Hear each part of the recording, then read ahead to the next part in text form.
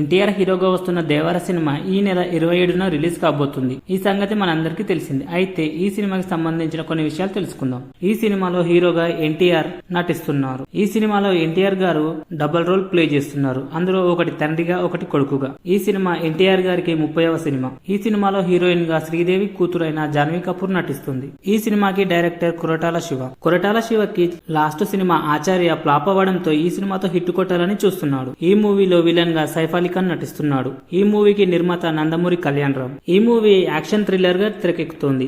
ఈ మూవీ 2 గంటల 45 నిమిషాల పాటు ఉండబోతోంది. త్రిబులర్ తర్వాత ఎన్టీఆర్ తీస్తున్న మూవీ కావడంతో ఈ మూవీ పైన భారీ అంచనాలు ఉన్నాయి. అలాగే ఫ్యాన్స్ లో కొంత భయం కూడా ఉంది. ఎందుకంటే రాజమౌళి తర్వాత తీసిన సినిమా ఫ్లాప్ అవుతుందనే సెంటిమెంట్ ఉంది. ఈ మూవీతో ఎన్టీఆర్ ఆ సెంటిమెంట్ ని బ్రేక్ చేస్తాడని అందరూ ఆశిస్తున్నారు. ఎన్టీఆర్ అన్న కాలర్ ఎగరేసి మరీ చెప్పాడు ఈ మూవీకి పక్కా హిట్ అవుతుందని. ఇలాగే టెంపర్ మూవీ కూడా కాలర్ ఎగరేసి మరీ చెప్పాడు. ఆ సినిమా బ్లాక్ బస్టర్ హిట్ అయింది. అలాగే ఈ మూవీ కూడా హిట్ అవుతుందో లేదో చూడాలి మరి. అయితే ఈ సినిమా గురించి మీరేమనుకుంటున్నారో కామెంట్ చేయండి ఫ్రెండ్స్.